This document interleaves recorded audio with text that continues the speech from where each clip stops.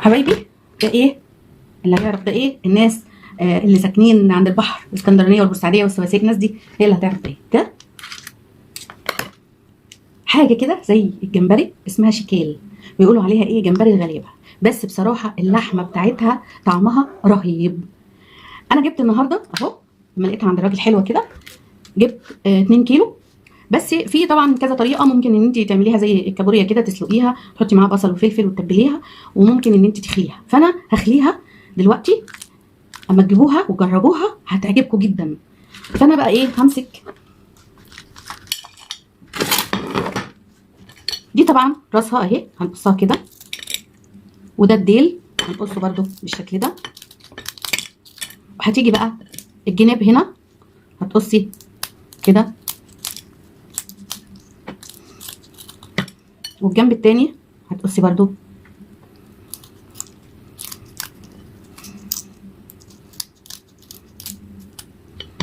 بالشكل ده. وهتيجي بقى هتشيلي العظم اللي جوه ده، اللي فوق ده اهو، بالراحه كده اهو، يطلع معاكي بسهوله جدا. ودي طبعا رجلين هنشيلها نفس الشيء اهو. هتيجي من تحت، من هنا كده تحت اللحم، دخلي صباعك تعملي كده، اللحم بتاعتها كلها هتطلع. شوفوا اهي، فص لحم ايه، بسم الله ما شاء الله، قد الجمبري جنبه. تمام اهي. هنعمل واحده كمان، هنقص الراس، هتقصي الديل، وهتيجي من الجنب كده تقصقصي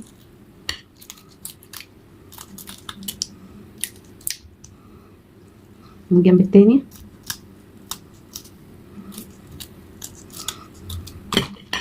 هتيجي بقى اهو بالراحه كده اهو، بصوا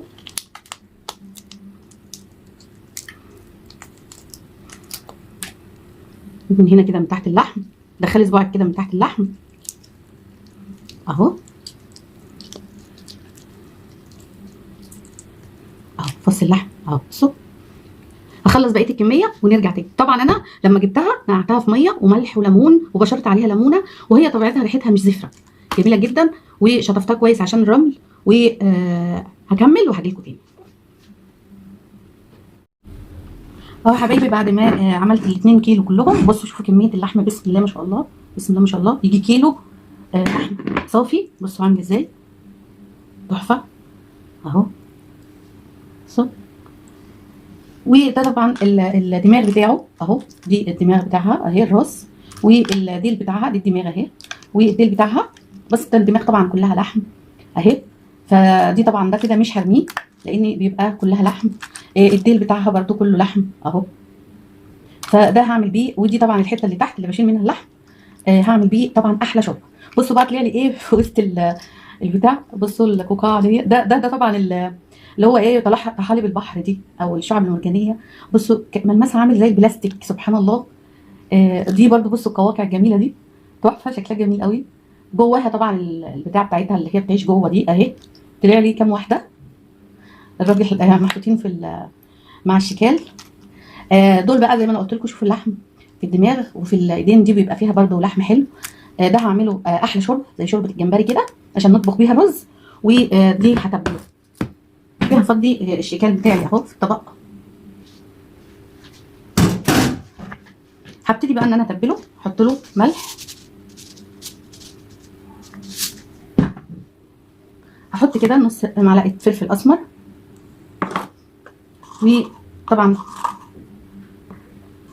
نص معلقه كده كركم، معلقه كبيره كده كمون، ومعلقه بابريكا، وهحط برده معلقه كبيره كزبره، وهحط نص معلقه شطه، ممكن ما تحطيش، وهحط كمان معلقه كده صغيره توم باودر، وديت معلقه توم. وهبتدي بقى اعصر عليه ايه، ليمونتين كده حلوين.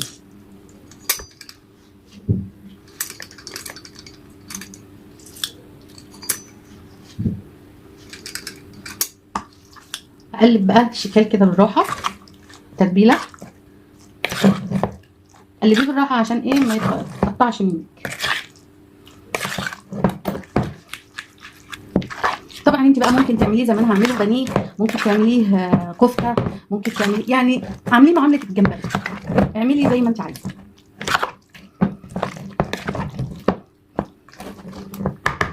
هسيبه بقى في التتبيله بتاعته دي نص ساعه كده عشان يشرب منها، ونشوف بقى هنعمل ايه.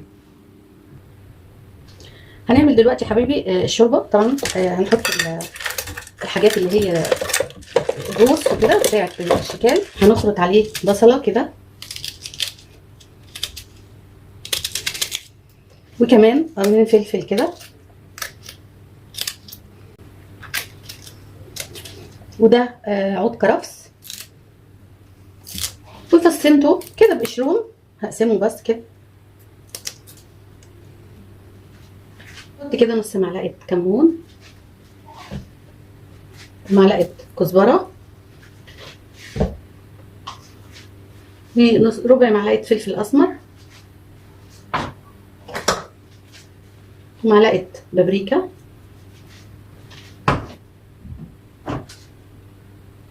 واحط ملح، وهحط ميه،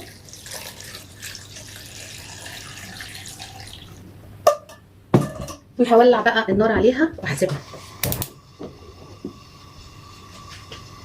كده. لما تغلي هزودها كمان شويه ميه واسيبها بقى، وبعد كده اخد منها بقى لما اجي اعمل الرز تحفه. وعلى فكره يتمصمص اللحم اللي فيه تمام.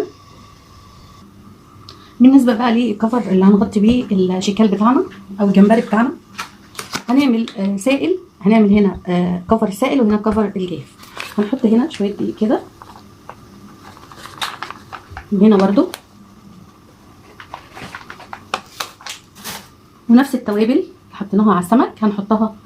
بابريكا، وهنا برضو كمون، هنا برضو كده كزبره، وهنا كزبره، شويه شطه صغيرين، هنا شويه شطه برضو، شويه كاري على كركم، وهنا نفس الحكايه، هنا نص معلقه توم باودر، وهنا نص معلقه توم باودر، ربع كده فلفل، وهنا ربع فلفل. وطبعا هنحط هنا بس ملح،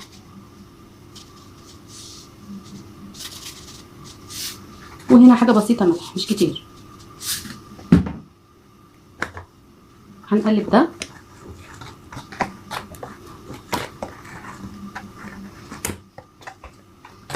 كفر السائل قصدي الجاف. نقلب الاول الدقيق كده، ولو عاوزنا شويه دقيق كمان هنا نزود له.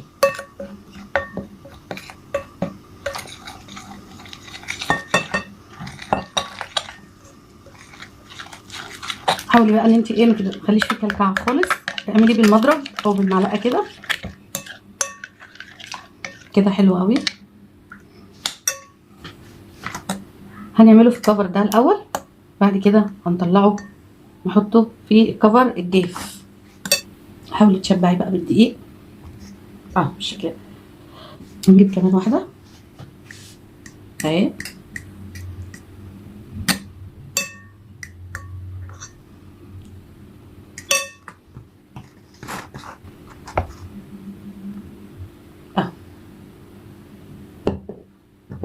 بالشكل ده. اخلص كل الكميه بقى وارجع لكم تاني. طبعا حبايبي اهي الشوربه. طبعا لو ظهر عندك كده ريم زي كده شيلي بقى كده، حاولي اي ريم يظهر شيلي. بصوا بقى هي عامل شكل الكابوريا هسيب بقى يغلي 10 دقايق وبعدين اطفي عليه. طبعا حطينا فيها زيت. طبعا انا عملت فيها قبل كده يعني يعني عملت دور. هحط بقى الشيكال بتاعي. شوف بقى ده زيت سخن تاني ولا لا. اهو. خلي النار متوسطه يعني مش عاليه، وانت بتقلبيه بالراحه عشان خاطر هو ايه حساس. هنقلب بقى اهو.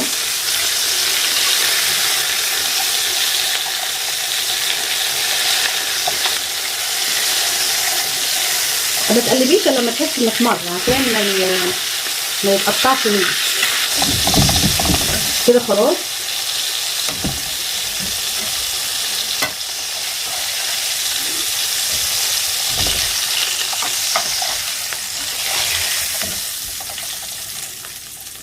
هنقلي بقى الباقي بنفس الطريقه وارجع لكم بقى اما نخلص.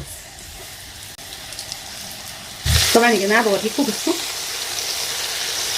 اللحم بتاعه عامل ازاي، لحم ابيض وجميل مسكر سكر سكر. شوفوا لحمه ابيض ازاي. هنيجي بقى يا حبايبي نعمل الرز. حطيت كده الحله فيها شويه زيت، واحط في جناب الحله كده معلقه سكر، وانا عايزاها تتكرمل. طبعا السكر اهو اتكرمل اهو مع الزيت. هنزل بقى ببصلايه،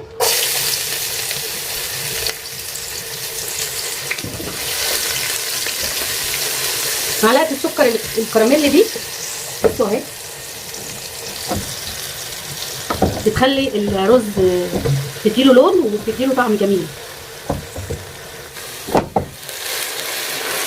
شوفوا لون البصل عامل ازاي من اهو من الكراميل. هحط كده ورقتين لورا وقطعه قرفه خشب وفصين حبهان.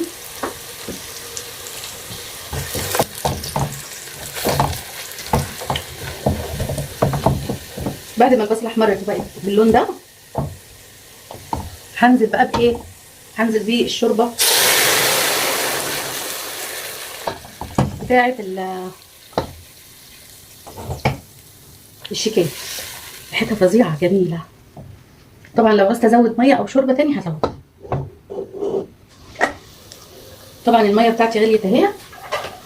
هنزل بقى بالرز بتاعي.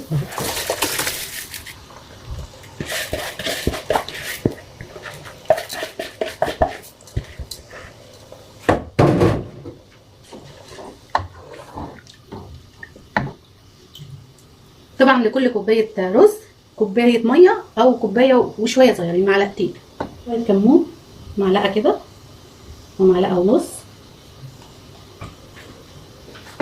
حط معلقه كبيره ملح.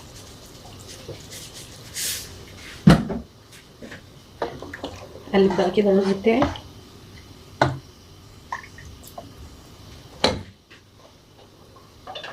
اغطي عليه واسيبه لغايه ايه اما يشرب الميه بتاعته. اهدي عليه عشان يستوي. حبايبي الشكال بتاعنا بعد ما خلص بصوا عمل لي الكميه دي كلها ال2 كيلو، وكمان الكميه اللي في الطبق ده مليان. وعايزه اوري لكم طبعا ايه دلوقتي ده الروز اللي هي سلقناها. اوري لكم ان الروز بتبقى مليانه لحم ازاي للناس بقى اللي بتحب المصمصه. بصوا شفتوا اللحم بتاعها جميل لحمتها مسكره جدا. ودي الكميه. ده الرز بتاعنا اهو.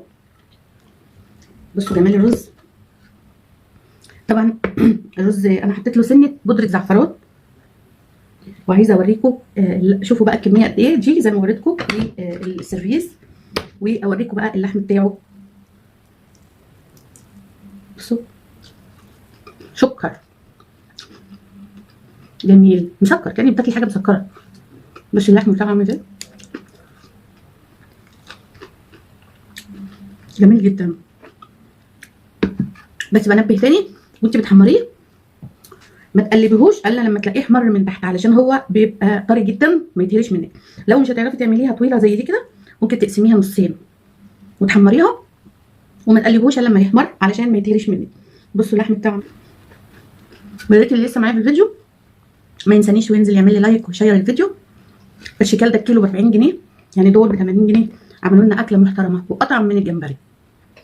بشوفكم ان شاء الله في وصفه جديده من وصفات طمطومه. بس ما تنسوش تنزلوا تعملوا لي لايك وتشيروا الفيديو، واللي مش مشترك يشترك اهلا بيه. واشوفكم ان شاء الله في وصفه جديده من وصفات طمطومه. مع السلامه.